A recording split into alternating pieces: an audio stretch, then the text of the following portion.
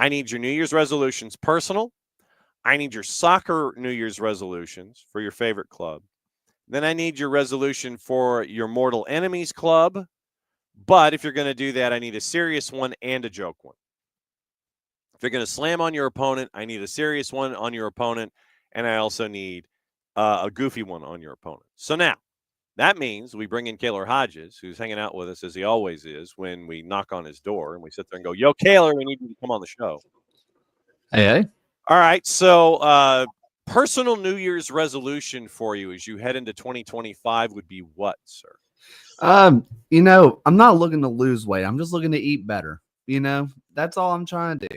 I feel pretty happy with myself, but sometimes the greasy food calls my name a little bit. So let's stay away from that. And I think I'll be a happy guy for 2025. Well, I don't think you should stay away from it all the way. I mean, I think moderation is always a good thing to look at. I don't think you need to stay away. I mean, because look, going to Rojo has its advantages.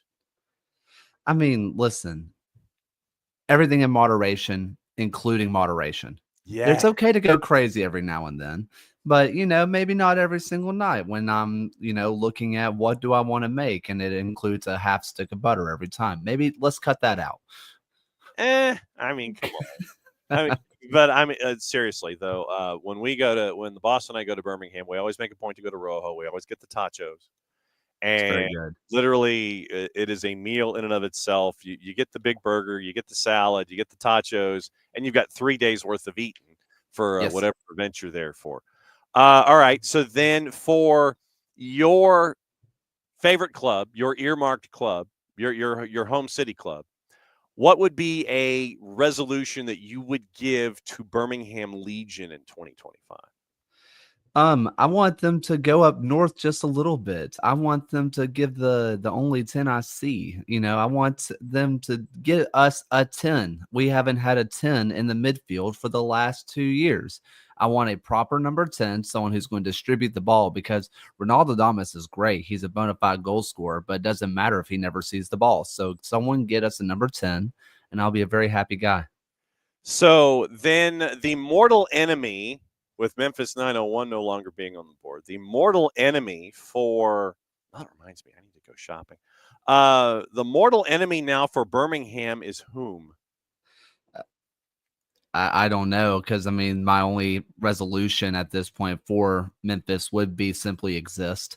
I think most Legion fans absolutely hate Pittsburgh. Mm-hmm. I think that Pittsburgh is the mortal enemy now. There was a while where Pittsburgh was more hated than Memphis.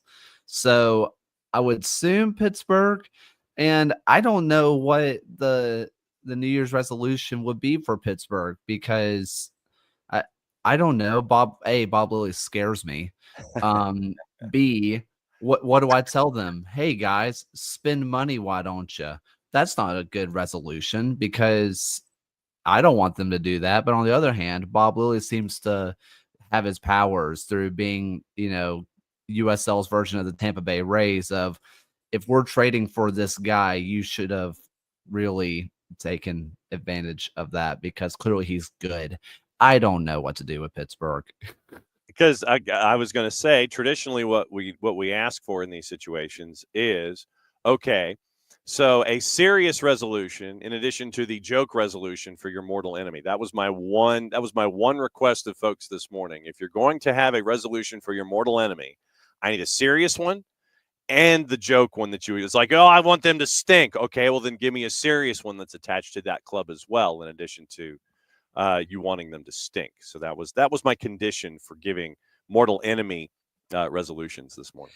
I have a bunch of resolutions for around the league that, however, I have come up with a few if you are interested. As you wish, sir. That's what we were here for. All right. Now, in terms of New Year's resolutions, I did go with the just general resolution stuff. Yeah. Right. And I'm going to start off with FC Tulsa. Sure. FC Tulsa, I want you to hit leg day one time. Your core is great. You can lay off the abs, but you need to fill out this roster a bit. There's no legs to this roster. What you have as your core is awesome. But you don't get results in soccer with only having a core. You need the legs. You need someone who's going to be your goal scorer, Stefanovic back, of course. But saw that. fill out this roster. Let's get some legs underneath it because the core is great. All right. So then with Tulsa gaining a scorer, there's been some other news. Monterey Bay signs a player who competed in the Anton Soybeer competed in the Faroe Islands. And by the way, there are some really cool looking venues in the Faroe Islands. San Antonio bringing Alex Cronale over. I thought that was really interesting. Yeah, great pickup for San Antonio. I think he fits kind of the general vibe of San Antonio. It's kind of hard to say what to expect from San Antonio with the new coach. I don't really know how he's going to play ball personally. So, but when you look at the pieces around San Antonio and you look at the back line, I think that Cronale can be a true ball carrying center back, and he's really good with breaking the lines. And I think that when you're looking at what traditionally San Antonio has done, which is, kind of the sit back, quick counterattack thing, Alex Cronale is amazing at that. And if you're looking at someone who's going to be a goal scorer, I mean, you have Tainter, you have Cronale, you have, Juan Agudelo. You have three guys who are real dangers on set pieces, and I think that might end up becoming your real calling card if you're San Antonio is win those fouls. You're going to win every single header. I think it's great for San Antonio. And Harry is in this morning, as he is from his time in San Antonio. His New Year's resolution, since we're discussing San Antonio, for Harry personally, lose weight, resolutions for club. For San Antonio to have better relations with the fans and the supporters groups. Last year was below. For Caleb's club, for the Legion to take that next step. For his mortal enemy, for Harry, it's funny for me to be nicer to MLS. Even Darth Garber, his resolution to play Open Cup for MLS clubs and MLS 2 clubs. So for all MLS clubs, Harry's resolution to play Open Cup and MLS Next Pro teams as well. And for San Antonio FC with Tainter and Cronale, he says, watch out, USL. I agree personally. I think that if Tainter can regain to his, 2022, 2023, 2022, whichever year it was that they won it all, if he can return to that level where he was my personal MVP, I think that this San Antonio team, especially in that center back pairing, could be really dangerous and really, really good. As of about 13 minutes ago, now 14 minutes ago, from the Charleston Battery, their own selves, Nick Marcanic is set to formally join La Liga 2 side CD Castellón in the January European transfer window as a part of the Spanish club's 24-25 season. Charleston received a 6-figure fee for the transfer and retained a sell-on clause as a part of the agreement. Marcanic leaves a legacy as one of the greatest goal scorers in club and USL Championship history. End of paragraph 2. Paragraph 3 gives you stats. Paragraph 4 gives you more stats. Paragraph 5 gives you career stats. Then you end up with photos and highlights and quotes. So one of the worst kept secrets is out the door. Marcanic set to officially complete his move to CD Castellón. Yeah, I mean, to be fair, I think they actually announced that formally already. I think that just because the transfer window opens tomorrow, it's the official thing. Yeah. I mean, this is awesome. And one thing Charleston's really done really, really well is those sell-on clauses. Those sell-on clauses have been awesome. And I am trying to remember who it was this last time. Oh my gosh, who did they sell to Real Salt Lake who eventually went over to Barajas. Barajas, thank you.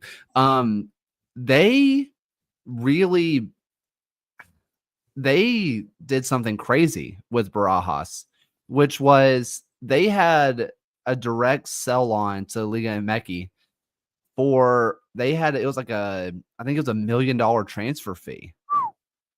And they said no.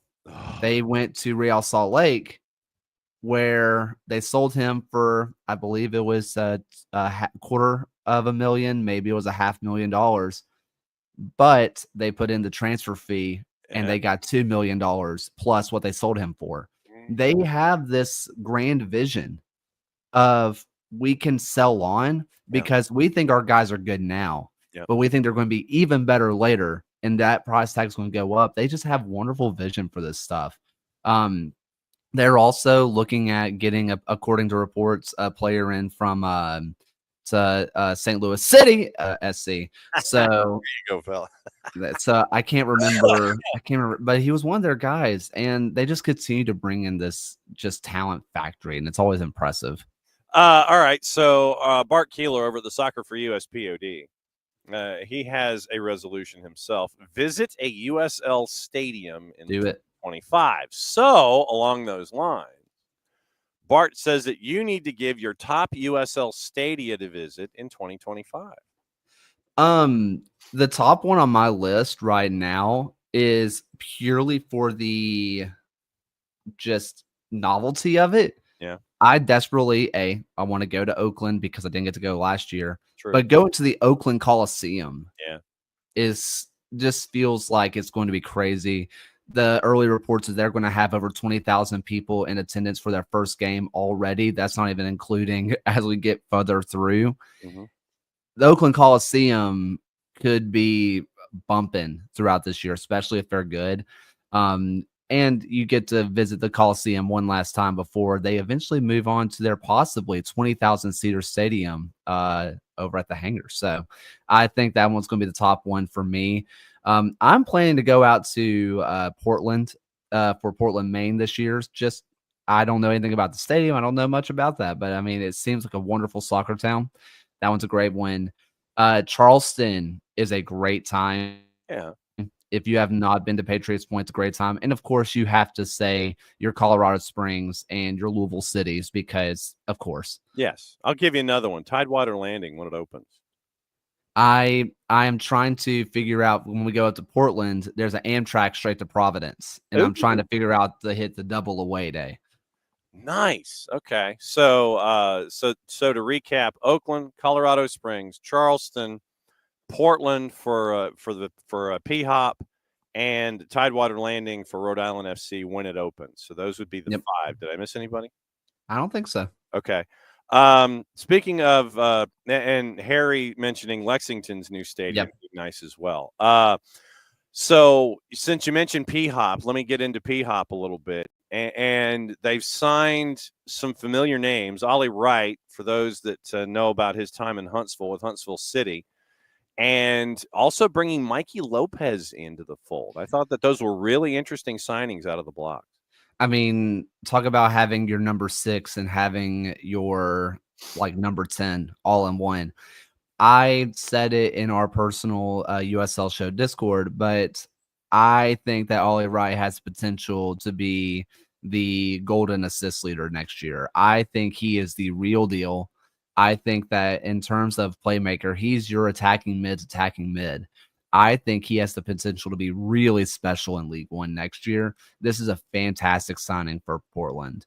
If you're looking at Mikey Lopez, I think that you're getting a defensive mid. You're getting someone who can play anywhere around the pitch. You're getting someone who was USL Rookie of the Year. You're looking at someone who has a lot of minutes. I think he is getting up to 10,000 minutes in the USL. I mean, he has so much experience that when you're looking at a young club and you're looking at what looks to be a young roster where he is the senior head of it all, why not get Birmingham Legion's first ever captain? Why not? I mean, he is going to be returning to his old coach. He is going to be probably the oldest or just the most veteran player on this team. And it's great for him as while he was in Birmingham and injured, he took on a coaching role with the youth academies. And for him, it clearly coaching is a part of it. I'm not saying he's going to be a player coach, but seems like he might be relied on to be kind of the coach on the field, during the matches. I think it's a wonderful signing for Portland. Bart Keeler is also saying that he's demanding an SDH network roadie to Tidewater Landing upon the opening of the stadium. And no, I'm not going to dispute that. I think we're all for that. Morning, Nate, by the way. Hi, USL Show, RIFC. And Bart is also saying one Knox because of the new live, work, play element that looks like it's going to be on display in Knoxville at their new stadium, the old home of the Smokies and the old Knoxville Blue Jays. Now turning into another one of those modular live, work, play kind of deals that we're seeing that is a part of the fabric of, frankly, USL League One and the younger teams in USL Championship. But One Knox with their new stadium unveiling is also something that looks like Bart. I think Bart just wants to do the Soccer for US POD, and he wants us to do as many road shows as humanly possible. I think that's what Bart's aiming for. Listen, if Bart wants to find soccer down here and the USL show to essentially become college game day for lower league soccer, hey, I don't think. I will absolutely. I will not complain one damn bit about us turning into to the equivalent. Look, U.S. Soccer Game Day, SDH Game Day, no problems whatsoever doing those kinds of things and going from point to point to point whenever there's no when there isn't an Atlanta United game that's interfering, or maybe we'll just send folks. It's like we got Atlanta United as a base, and then by the way, on the network you can go to SDH Game Day, and we're here or here or here. But no, can Jarrett be like the bear? Can he be like in the background, just giving stats? Oh, absolutely. Randomly? Well, Jared would be more than that. He'd be actually giving you winners. Oh, this is true. Mm-hmm. All right. So you mentioned resolutions. Yeah. I'm going to mention a random club. Yep. And I'm going to ask you for a resolution. We'll start in USL Championship. Santa Barbara Sky. I see, the thing with them is I am just going to ask for them to have, and this is such a cop-out, but just hear me out. Yep. I'm asking them to have a resolution just in general. All right. They need a plan. They need to have some kind of plan going forward, because they love to do this thing where they say, we exist, we're going to the USL Super League, and then they'll disappear for 8 months. Mm-hmm. And then they'll say, hey, we are planning to play at Santa Barbara's UC Santa Barbara Stadium, and then they'll disappear for 9 months. And then they'll show up and say, we're delaying for a year in League One, and they'll disappear for 6 months. And then they'll come back after 6 months and say, we're going to the championship. And something tells me we won't hear from them for about another 5 months. I need a plan. I need a written out plan. I need them to make their own resolution, because I don't know if they've thought this far ahead. Detroit City. Ooh, this is one I already had a little plan for. And listen, I'm just going to throw it out there, fellas. It's okay. I'm dealing with it too. It's okay to go a little thin. It's all right. Like the hair's going, that's fine. But I'm asking Detroit City to get a little Rogaine, because while it's okay for us fellas to be a little thin up top, it's not okay for a soccer team to be thin up top. I need them to sign me a forward. I need one. I need them to score, because their defense looks awesome. I need goals, especially with Maxi Rodriguez out. Wow. Okay. Let's see. Who's next? Lou City. Lou City, another one I planned for. I was going to be honest with Lou City. I think they need to hit the treadmill, because they need to lose a little bit of weight. I think that this roster is a little big. I think they have a lot of talent that they are frankly hoarding, that I think that they can sell on and continue to make good with. I think that they listen to you being a socialist all of a sudden. Yeah, I know. What am I? Oh, that reminds me. I'm working on a video for the USL show, and I found a quote from the first ever, like the creator of the USL, where he said that the quote unquote, the Christians were blaming soccer on the communists, and it's okay because we can't be blamed on the communists anymore, which incredible article. I can't wait to share that. But TLDR, I think that Lou City can sell on. They can sell these players, or do the thing that I don't love, but trade for players. Because right now they don't have a goalkeeper. I mean, they have Troutman, they have I can't remember his Fondes, but I don't really believe in what they have in goal. I think they can sell a player, or they can work out a trade to get a goalkeeper in, but they'll probably just do what they do every year and just get a goalkeeper in on loan, because they're really good at that. and they'll probably win the league and all that kind of stuff. Come back with a vengeance because I don't know, Lou City. Wow. The Miami FC. Same thing with Santa Barbara, I guess. Make a plan, because right now Miami and North Carolina for me are in the same boat of I just simply want them to show that they're alive. At least Miami has said, hey, these 5 players are definitely not coming back. North Carolina has not shown anything other than being included in the schedule. I don't know if North Carolina is existing at the moment. And I don't mean that as in they're going to fold. Yeah. I mean that in they are not showing any remnants of life. So for both Miami and North Carolina, just give me something, drip feed me anything. We are going to play. We are here. We have a player. Trust us. I don't know. I need some news. I need some news to talk about you guys on my show. Yes. Sacramento Republic. Sacramento Republic. Honestly, with the news that they are getting Neil Collins, which just incredible stuff for them. Mm-hmm. I just need them to, kind of what Harry said, take that next step. Because last year, after Roro went down, it all fell apart. The entire year last year, they were sleepwalking. I'm just going to ask them, hey, go to a sleep doctor, go get a sleep test, because right now, clearly you're not awake most of the day, because they get out there on the pitch and it feels like they are just falling to everybody else's level despite having the best talent in the league. I think that they need to get it together, and I think they need to wake up. League One.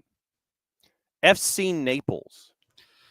Hey, I'm just going to tell them to, whatever their New Year's resolution was this year, keep doing that, because I love what they're doing early on.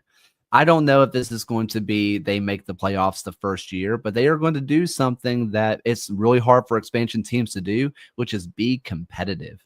I love their early roster. I love every little bit about it. I think that they can continue making signings like they are doing now. Maybe if they can get one real deal superstar up top, if they can get some big name up top, and there's a couple of really good ones out there. I'm thinking about like an Ethan Howard from NOCO. If they want to continue the NOCO to Naples little pipeline they have going on there, I think that they can be contending for that last playoff spot. And if they can do even more than that, awesome. You mentioned free agency, and I want to get to free agency as the next topic here. But I'm not done with teams. Texoma. Yeah. Texoma, again, they are going to be looped into the other teams that are alive but don't exist, because they don't exist to me right now. Okay. They haven't shown me anything. They haven't given me anything. They have a coach. They have a really good coach, but the coach can't play. Although, I mean, he has Premier League minutes. Maybe he can, but something tells me he can't do it all on his own. You need to just give me something. All right, and so my last team for you in USL League One is the Murder Owls, Los Bujos, with the Union Omaha. Run it back. There we go. Just do it again. Don't mess up. Yeah, I mean, Dom Casciato has proved to be an amazing coach. I think, if I'm being really honest with Union Omaha, I think you give him whatever contract he wants. Give him whatever he wants. And you know what? Throw in what the Wraith Rovers did and put in a release clause that's nice, and like just a massive release clause, because there is going to be a USL championship, a MLS team that is going to come clawing for Dom Casciato, because he is just that good. I genuinely believe that. Give him whatever he wants. Keys to the castle, and make sure that he is there when you open up the doors of your new stadium and play in the USL Championship like you are planning.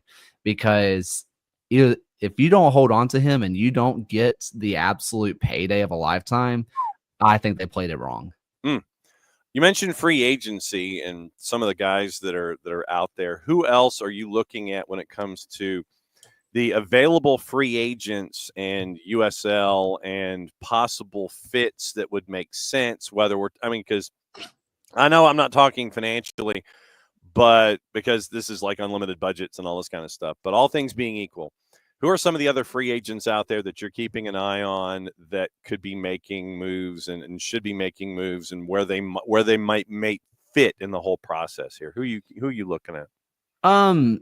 Right now it's I think you can look at any of Memphis. Yeah, really. I think you're still looking at. I think Ethan Howard from NOCO might be the best free agent striker on the market. Okay. I think he's that good. If I am looking down the list of players that are officially free agents, I'm looking at and maybe an Owen Lamb, I think he's still a really good right back that can be. Granted, I don't even know if he's with Orange County right now. He might be.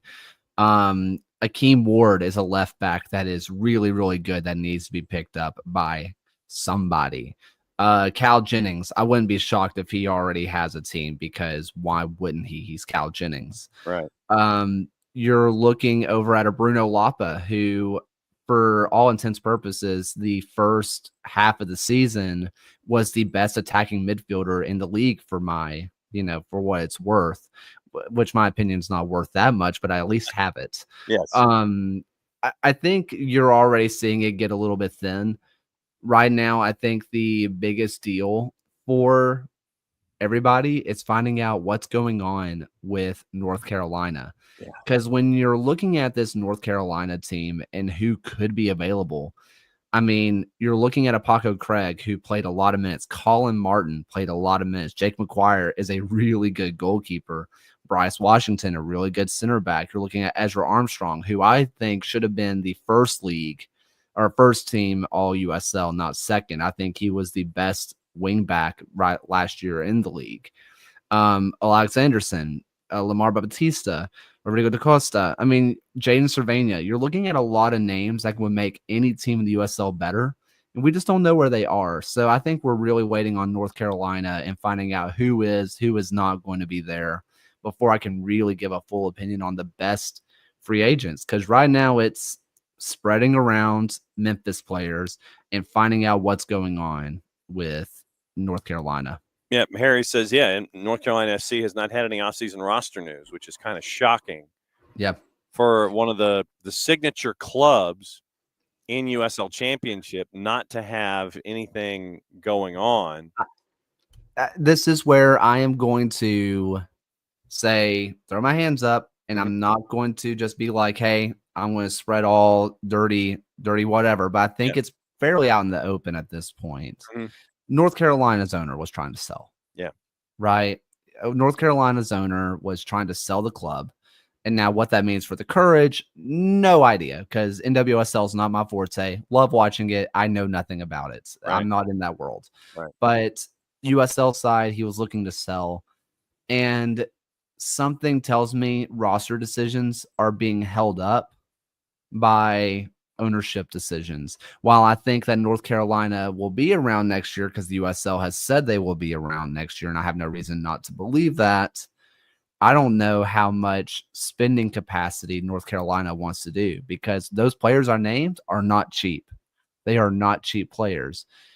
Something tells me that they are waiting to find out who's owning the team so they know how much budget they are allowed to spend, essentially.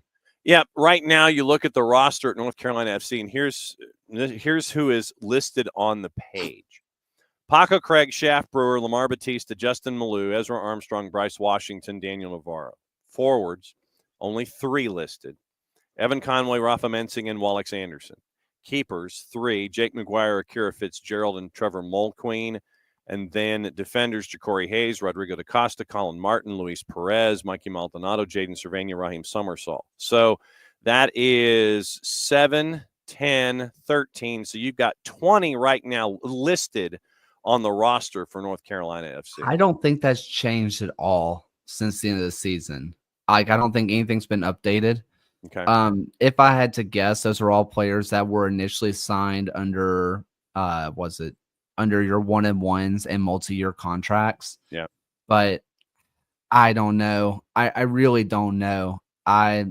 we're just waiting for them, and it's a hard place for them because while I'm sure the players kind of have an idea, no one else does. And for a team like North Carolina FC, who other than winning their championship, which is obviously a great step to do, I recommend every team to win championships. Yes. They seem to have taken a misstep every other time they have done anything. It always seems to be a constant misstep for North Carolina.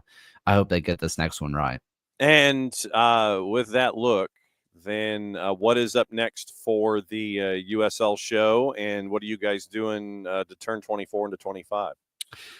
We are also going to be doing New Year's resolutions. Not sure if that's going to be tonight or if that's going to be later on this week because everyone has New Year's Eve's plans. And, we are looking at a first ever like video essay type video that I am currently doing the research on, which little spoiler just to get you excited. How about the first ever USL season? Back when they were the Southwest Independent Soccer League. Ooh, see now you get Jason plugged into that pretty easily. That'll be pretty sweet. Looking forward to that. What are your plans for New Year's Eve, by the way, in God's time zone? Honestly, no idea yet. Probably not staying up till midnight because I can't remember the last time I stayed up till midnight. So it's probably going to have a little personal bottle of champagne around like 8 o'clock and then go on my way and consider that the ball dropping or something. There you go. No doubt. By the way, 20 minutes ago, Rhode Island FC announced they signed Hugo Bacharach to the 2025 roster. So, okay. Following his first professional season in Minnesota, quote from Cano Smith, 2024 Super Draft selection, made his professional debut with Minnesota United in 24, 9 appearances for the MLS Next Pro side. So he was with Loons 2 last year. 1 goal, 1 assist. First career goal came against Sporting Kansas City 2 on September 22nd. So he fits a lot of this Rhode Island roster construction, which is get veterans of the USL and supplement talent via young talent from MLS rosters. They seem to go after those young, kind of unproven MLS 2 players who are clearly very talented. And if that's where they kind of do your auxiliary pieces around your proven USL talents, like your JJ Williams, like your Koke Vegas, et cetera, et cetera. I think that it really fits the bill for them, and I'm excited to see how they use them. Bacharach also spent time at Flint City Bucks in USL League 2 during his college years, 2 seasons, 22 and 23. Played at Fairleigh Dickinson in Indiana with his time there. And to bring everything full circle, where we mentioned Nick Marcanic and CD Castillon, that was where Bacharach spent 12 years Spanish Academy, spending a decade with Villarreal before moving to Castillon for his final 2 years before Fairleigh Dickinson and Indiana. You good for next Tuesday? I will have to let you know because I am back to teaching, so I'll let you know. All right. Well, yeah, whenever you get your schedule squared away, let me know, and then we can figure out when you can hide for a half an hour or so or 20 minutes, and then we can get everything going on. Unless, and just like I said, just let us know what your schedule is, and if we have to take a hiatus till training camps, we'll figure it out. But have a safe New Year, and be safe, my friend. We'll catch up with you soon. See you then. There's Kaylor Hodges from at the USL Show. And it's always good to catch up with Kaylor and get the lowdown of everything going on. It's been really